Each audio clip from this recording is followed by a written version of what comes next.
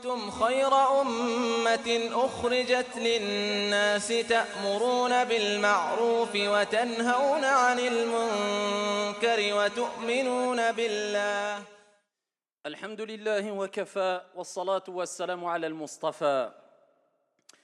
Parmi les sujets importants, comme vous avez dû le comprendre à travers la première partie de ce sermon en langue arabe, un sujet qui concerne toutes et tous. Nous sommes toutes et tous concernés, contrairement à ce que malheureusement beaucoup pensent. Ce sujet a une relation bien sûr avec les demeures de notre Seigneur Jalla fi'oula, les demeures d'Allah, les maisons d'Allah. Alors nous avons toutes et tous le souci ici quant au fait d'avoir une maison qui renferme sérénité, calme, bon ordre, bonne entente, bonheur, stabilité. On veut tout ça. Et c'est tout à notre honneur de vouloir cela.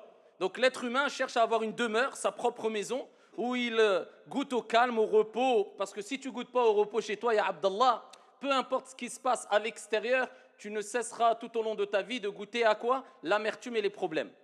Contrairement à la personne qui goûte au bonheur chez lui. Donc c'est tout à fait légitime et tout à fait normal que la personne s'efforce et fournisse énormément d'efforts afin d'avoir une bonne ambiance chez lui, que tout soit bien rangé, ordonné, propre, que ça sente bon, qu'il y ait une bonne entente, qu'il y ait la joie, qu'il y ait la sérénité.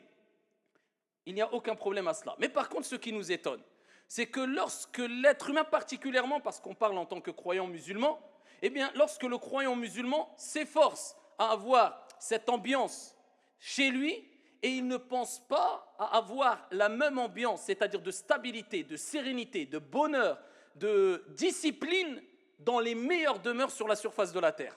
Si nous aimons vraiment Dieu, nous aimons ses demeures. Et si nous aimons ses demeures, eh bien nous vivons dans ces demeures à Allah subhanahu wa ta'ala et on s'efforce de rendre le plus agréable possible ces demeures. On n'est pas égoïste. Ça c'est chez moi, le reste, j'en ai rien à faire. Non, ça c'est la maison de Dieu.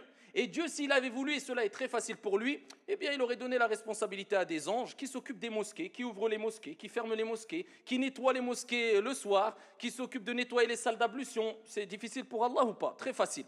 Mais Allah, tabaraka wa ta'ala, eh bien, a voulu permettre à ses serviteurs de profiter de ce noble, c'est pas une corvée, ce noble travail afin de bénéficier des énormes ici, inestimable récompense. Alors, certaines personnes, on a l'impression quelquefois qu'ils pensent que la mosquée, que le demeure d'Allah, Jalla wa ala, eh bien, c'est des anges qui s'en occupent. Ils viennent à la mosquée, tout est propre, tout est bien, chauffage, masha'Allah, la basse assidi, ils s'assoient, ils partent de temps en temps, 2-3 critiques, je ne généralise pas, 2-3 critiques, ils repartent et ça ne se passe pas comme ça. Il faut savoir que gérer une demeure, sa propre demeure, c'est difficile, comme tout le monde le sait.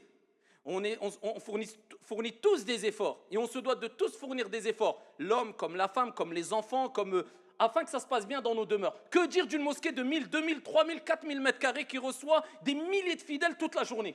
Tu penses que c'est en claquant des doigts que tout se passe bien?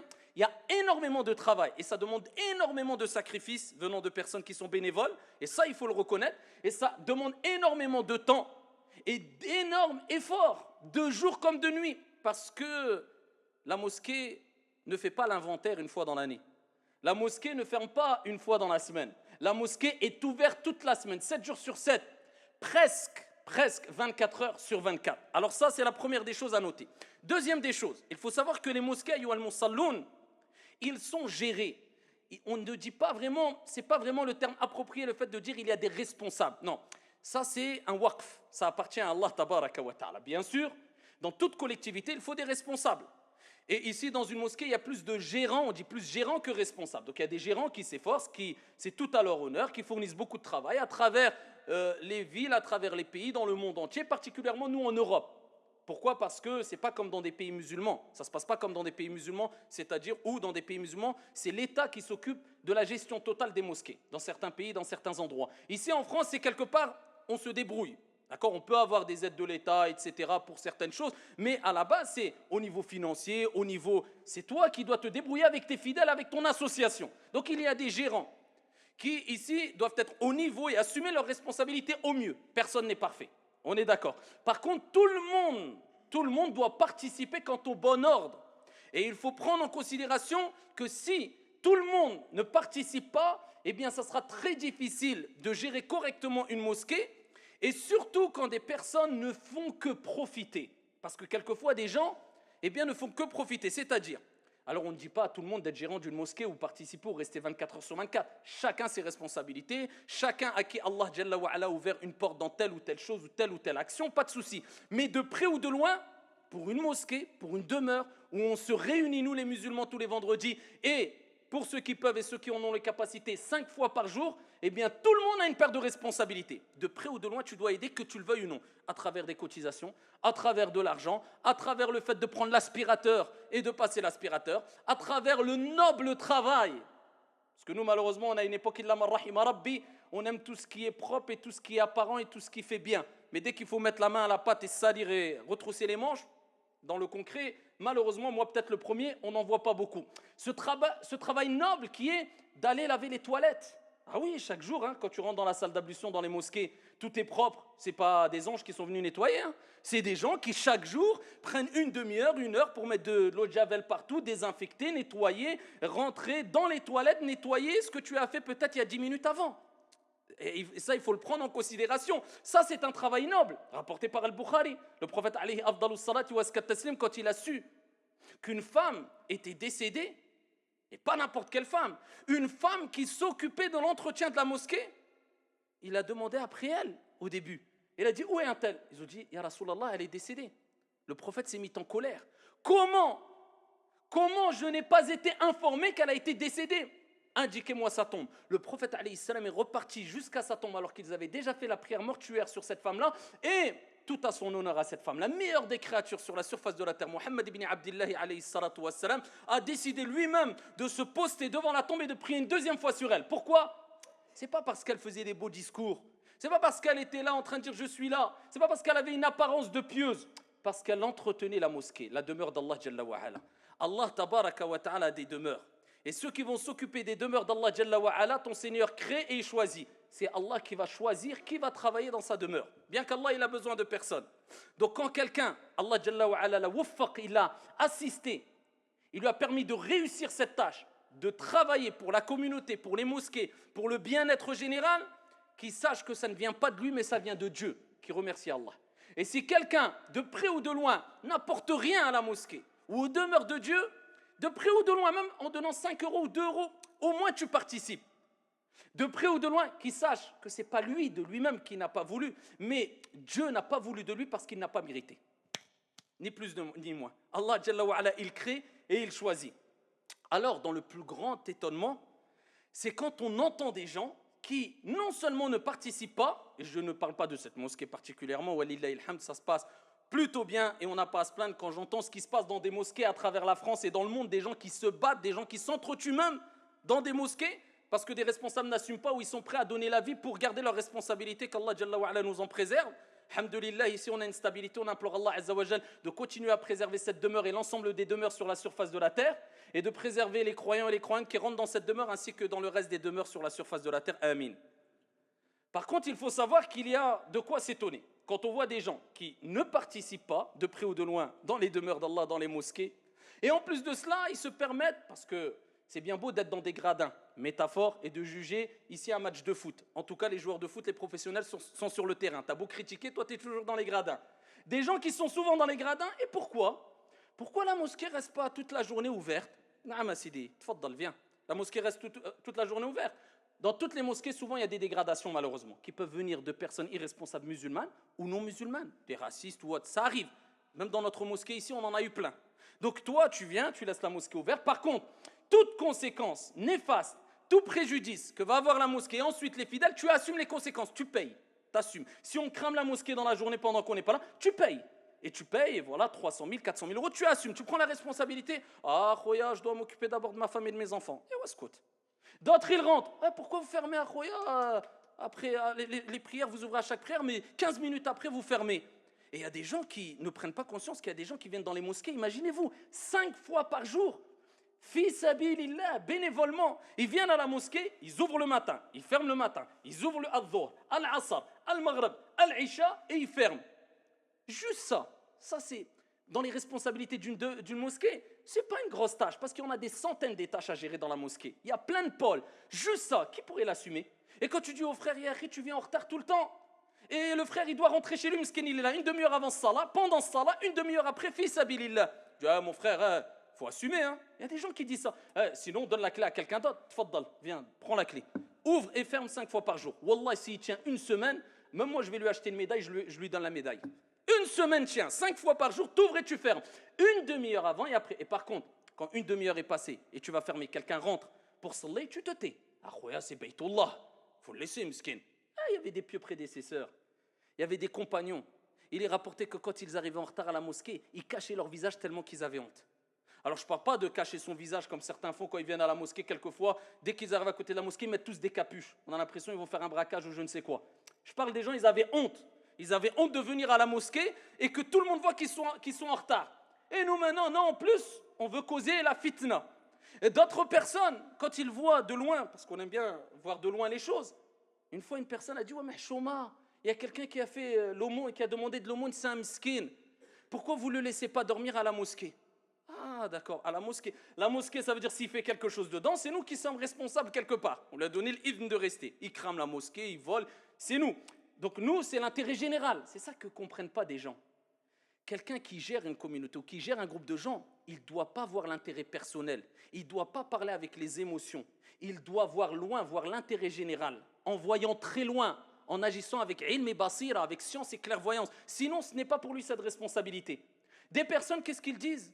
Vous interdisez les pauvres de dormir à la mosquée quand ils demandent de dormir à la mosquée. Non, on leur permet de faire des dons à l'extérieur de la mosquée et ensuite on les aide, si on peut les aider avec les fidèles, avec les dons des fidèles, à travers le fait de leur payer par exemple une chambre d'hôtel. Cela est plus sécurisant pour lui comme pour nous. On ne sait pas c'est qui, on ne le connaît ni d'Adam ni d'Ève. Si toi tu es aussi pieux et tu as autant d'émotivité en toi, prends-le chez toi.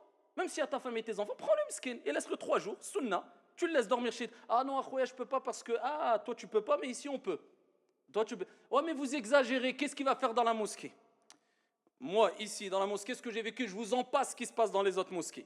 Un jour, une personne est venue, longue barbe, et je ne généralise pas en disant c'est les barbus ou non, on n'est pas là, mais longue barbe, beau kamis, il vient à la mosquée. Wallahi, cette journée-là, j'avais fait une maw'idha, ما بين المغرب والعشاء بين العشاءين entre les deux, entre le maghrib et l'isha, sur adab al-masajid, sur les bienséances des mosquées.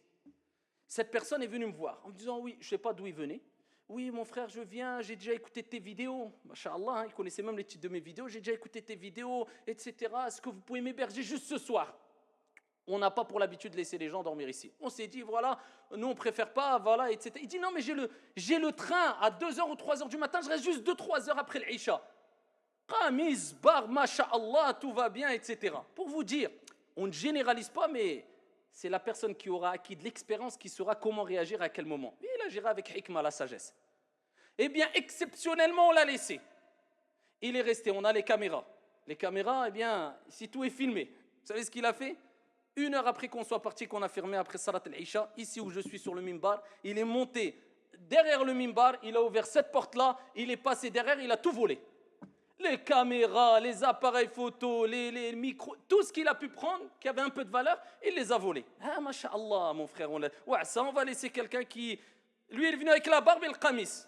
Je dis ça parce que maintenant, aujourd'hui, tout le monde mise tout sur l'apparence. Je généralise pas, mais voilà, il a tout volé. Après, ça va dire, oui, mais...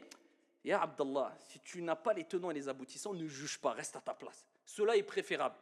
Ayyuhal musalloun, parmi les bienséances dans les demeures d'Allah Jalla wa Ala, et c'est pour cela que j'ai dit précédemment qu'on a tous une responsabilité quant aux demeures d'Allah Jalla wa Ala parce qu'on fréquente tous les mosquées.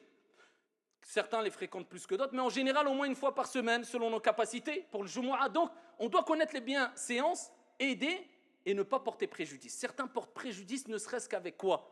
Qu'avec l'odeur. Avec l'odeur, naam, rapporté par Al-Bukhari, le prophète alayhi salam, il dit, il est interdit pour une personne qui a mangé de l'ail ou de l'oignon, interdit, même nous, interdit à la personne qui a mangé de l'ail ou de l'oignon de venir à la mosquée parce que les malaïkas sont présents dans les mosquées. Et il dit alayhi salatu wa salam, inna al-malaïka tata'adha mimma yata'adha minhu banu Adam. les anges et les malaïkas qui sont présents dans la mosquée, eh bien, éprouvent de la répugnance pour ceux dont toi tu éprouves, l'être humain éprouve de la répugnance, les mauvaises odeurs. Et en plus, tu vas porter préjudice, kama qala alayhi salatu wassalam, à tes frères et sœurs. Tu sallallahu akbar, tu sors riha al-garro. Pas en train de dire, là, afou, il n'y a pas de problème. Là, avant de venir, si tu as fumé la cigarette, qu'Allah Azza wa Jal te permette d'arrêter cela, eh bien, essaye de purifier ta bouche, que tu aies une bonne odeur. Prends un chewing-gum au pire, minimise les dégâts. Mais ce n'est pas que l'oignon et l'ail qui est visé ici, c'est toute mauvaise odeur. Alors le prophète, il interdit à ceux qui ont mangé de l'oignon ou de l'ail de venir à la mosquée. Pourquoi? La raison, tu vas porter préjudice aux musulmans et aux anges. Que dire de celui qui porte préjudice aux musulmans avec quelque chose de plus grave qu'une mauvaise odeur? Est-ce que celui-là, il lui est autorisé de venir à la mosquée? Le prophète, il dit, il doit prier chez lui. La preuve en est qu'il y a des personnes, il est mieux qu'ils ne viennent pas à la mosquée. Certains disent, oui, mais il y a des personnes, quelquefois, qui peuvent être, on leur déconseille de venir à la mosquée parce que, soi-disant, mais ça ne se fait pas, les mosquées sont à Allah, abadan. L'imam Malik, rahmatullahi alayhi, dit, si vous entendez juste quelqu'un qui dérange les prieurs avec Al-Qur'an, avec la récitation du Coran, avec Kalamullah dans une mosquée, mais il dérange les gens, il est trop fort, sortez-le. Que dire d'une personne qui porte préjudice aux gens en criant sur les gens, ou en faisant la fitna, ou en faisant je ne sais quoi, et qui va provoquer la déstabilisation et provoquer le manque de bon ordre dans une mosquée? Celui-là, il est plus à même à être interdit de rentrer à la mosquée. Interdit même avec une mauvaise odeur, parce que c'est Baytullah, tu fais pas ce que tu veux dans la demeure de Dieu. Parmi les choses à retenir, c'est que quand tu viens à la mosquée, viens avec, tu dois déjà être en condition. Bis-sakina, kama qala alayhi salatu wassalam. Ceux qui se rendent dans les demeures d'Allah Jalla wa Ala, eh bien même s'il y a eu l'adhan, eh bien allez avec sakina, avec sérénité. Si ici ils ont commencé la prière, tu es compté comme si tu étais en prière. Ça ne veut pas dire comme certains font, ils marchent au ralenti, il sait qu'il y a eu l'adhan, il sait qu'il y a eu l'iqama, il prie, oh non, le prophète a dit bis sakina. Là tu marches comme une tortue mon frère, c'est plus sakina. Accélère le pas kama qala al-ulama. Les ulama ils sont d'accord sur ça, il faut accélérer le pas. Et ici il faut se hâter mais sans courir pour ne pas être essoufflé, il n'y a plus trop chaud après.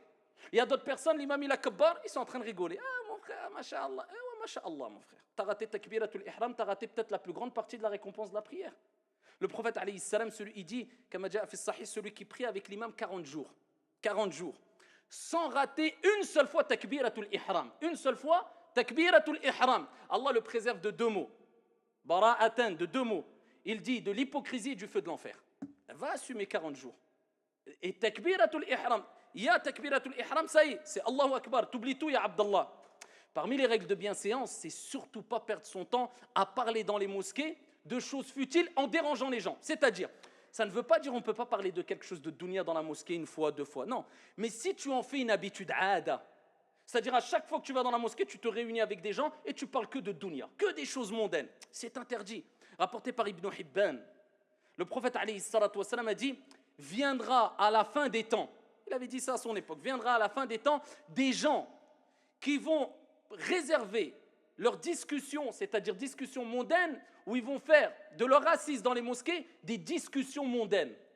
Le prophète alayhi salatu wassalam a dit, Allah Jalla wa Ala n'a pas besoin d'eux. C'est des gens, ils ont l'habitude, ils viennent, ils se posent, qahwa, atay, et blablabla. Fil musalla, dans l'endroit, et toute la journée. Je répète, je ne dis pas, ça veut pas dire on n'a pas le droit de parler de dunya une seule fois, mais d'en faire une habitude, se réunir dans une mosquée, s'asseoir, et pas de dhikr, pas de Coran, pas de tasbih, pas de salat, c'est que parler de dunya. Le prophète alayhi salam a dit, comme a fait sahih, Allah n'a pas besoin d'eux. Il vient, il se fatigue et il fatigue les gens aussi. Parmi les choses à retenir aussi, dans les demeures d'Allah Jalla wa Ala, il n'est pas autorisé d'hausser la voix. Même pour, comme on a dit précédemment, avec le Coran et autres. C'est-à-dire que tu dois avoir une certaine discrétion quand tu viens à la mosquée. Et ce n'est pas imposer ton avis, imposer ta présence. Il faut une certaine discrétion, une certaine sérénité. Et c'est pas aussi, il n'y a pas une interdiction dans le fait de se positionner de telle ou telle manière, mais il y a quand même une règle de bienséance. C'est-à-dire il y a un peu de ihtiram, que les personnes âgées, nos parents, ils avaient beaucoup, nous les jeunes, malheureusement, on n'a plus trop. Alors tu vois des jeunes qui viennent dans la mosquée, il y a du monde déjà, il est dans le premier saf, il s'allonge comme ça, les pieds écartés en étoile de mer, et il reste, ouais mon frère, je fais rien de mal, je m'allonge. T'es dans Baytullah ya Abdallah. Il y a un minimum de tenue, assis-toi bien. Ou alors maintenant on voit les personnes âgées qui se décollent des poteaux et des murs, et les jeunes qui tous, je ne dis pas que c'est interdit ou autre, hein, mais et les jeunes tous, même quand il y a un dars, tout le monde, On dirait qu'il y a du miel sur les murs. Et tout le monde comme ça. Et il ne peut pas... La sunna, c'est de se rapprocher. C'est de se rapprocher. Parmi les bienséances aussi, je pourrais parler des heures, mais je vais vraiment résumer ici 2-3 points et j'arrête. Ici, il y a le fait d'avoir une tenue vestimentaire, bien sûr. Allah Jalla wa Ala dit « Ya bani Adam khudhu zinatakum inda kulli masjid » Ô vous, enfants d'Adam, prenez zina. C'est quoi zina? C'est une parure, c'est un embellissement. Zinatakum inda kulli masjid. À chaque lieu de prière. Alors, il faut savoir ici que ce verset coranique, chez la plupart des mufassirin, des exégètes, il a été révélé quand il y avait des associateurs à l'époque du prophète alayhi salam qui faisaient tawaf, le tour autour de la Kaaba, quand il y avait des statues dans la Kaaba, tout nus. Ils étaient nus et ils faisaient tawaf autour de la Kaaba. Allah tabaraka wa ta'ala a révélé ce verset coranique pour condamner leur pratique en disant, ici quand vous êtes dans un lieu de prière, ne les suivez pas. Khudhu zinatakum. Et le vêtement, ce qui est voulu par zinatakum, c'est le vêtement. Et le vêtement, il a été appelé zina parce que quand la personne est toute nue en train de tourner autour de la Kaaba, c'est une personne qui dégage de la laideur. Contrairement à la personne qui aurait fait tawaf autour de la Kaaba habillée. Il va dégager de la beauté grâce à quoi? Son vêtement. Donc le vêtement est appelé une parure, une chose qui embellit. Alors Allah, il n'a pas dit mettez votre qamis. Il n'a pas dit mettez votre abaya. Il n'a pas dit mettez votre jlaba d'Afrique. Il n'a pas dit mettez. Il a dit vêtements. Donc toi, tu dois regarder l'urf, comme tous les ulama disent. Tu te retournes, en tout cas du moins les plus anciens. Ici, tu reviens à l'urf. Tu t'habilles comme les gens s'habillent. Par contre, quand tu es dans la mosquée, c'est sûr que c'est mieux de mettre pour la prière, c'est mieux de mettre un vêtement qui est plus ample que tes vêtements. Pourquoi? Parce que tu es dans des positions dont tu ne seras pas à l'extérieur de la mosquée tout simplement. Tu ne vas pas faire dehors soujoud. Mais à la mosquée, tu le fais, c'est bien. Mettre un qamis, une abaya, une jlaba, ce que tu veux. Donc c'est connu pour être un habit mis par les hommes. Mais il faut savoir que ça, c'est pendant la prière. Mais si quelqu'un prie en pantalon, ici, est-ce que sa prière est battée là? Jusqu'à ce qu'on entende qu'il y a des gens qui voient des personnes prier en pantalon, ils disent je prie pas derrière lui, la prière est battée là. Mais billahi alaykum, en quel langage on voulait parler avec ces gens-là? Déjà, le vêtement, c'est pour cacher la awra. C'est quoi la awra? C'est sur ça qu'ils ont divergé les savants. Point. Jabir ibn Abdillah, un jour, il a prié. Jabir ibn Abdillah, sahabi, jalil. Il a prié avec les épaules découvertes. Fi sahih. Parce que ikhtalaf al-ulama, al-jumhur, la grande majorité, disent que la prière, elle passe. Les épaules découvertes. Il a terminé. À son époque, qu'est-ce qu'il aurait dit à notre époque? Quelqu'un a dit, ya Jabir, tu as prié les épaules découvertes. Qu'est-ce qu'il lui a dit, Jabir, radiyallahu anhu arda? C'est pour montrer à des juhal, à des ignorants comme toi que c'est autorisé. Juste pour lui montrer, toi, tu es un jahil. Voilà, c'est juste pour vous montrer, tu peux le faire. C'est quoi la awra? Mughalladha, mukhaffafa, fi salah, kharij as-salah. Tu lui dis à la personne, décris-moi cela, je sais pas c'est quoi awra. Eh bien, tais-toi. Tu pries pas parce que la personne. Et ça, c'est des gens qui créent le fiten dans les mosquées, wal-iyadhu billah. Bien sûr, surtout un imam, c'est mieux qu'il mette un qamis, une jlaba, etc. Mais il faut faire la part des choses entre ce qui est interdit, ce qui est autorisé, ce qui est préférable, et la akhiri. Amma en dehors de la mosquée, rappelle-toi de cela, ce n'est pas l'habit qui va faire de l'homme impieux. Ce n'est pas ton habit qui va faire de toi impieux. C'est la piété, taqwallahi azza wa jal, qui va faire de toi impieux. Et c'est pour ça qu'Allah Jalla wa Ala dit وَلِبَاسُ التَّقْوَى ذَلِكَ خَيْرٌ. Mais c'est à quel moment qu'Allah il a dit ça? Et le vêtement de la piété est meilleur. C'est quand il a dit on a descendu un vêtement, une parure pour couvrir votre nudité. Votre nudité, pour ne pas être nu. Quand Adam alayhi salam est descendu, il s'est retrouvé nu. Et il dit, mais le vêtement de la piété, certains savants disent c'est l'iman. Le vêtement de la piété est meilleur. Et encore meilleur que la parure. Ceux qui misent tous sur l'apparence et l'intérieur, hadith wa la haraj. C'est pour cela qu'il faut savoir qu'il y a des tenues vestimentaires, mais il faut comprendre ce sujet-là. Ici, comme l'ont compris al-fuqaha, c'est-à-dire les vrais savants, ici dans le fiqh, dans la jurisprudence islamique. Et pour terminer, ayyuha al-akhyar, rappelez-vous que les mosquées renferment d'énormes récompenses. On pourra en parler des heures, je vous cite simplement un ou deux hadiths.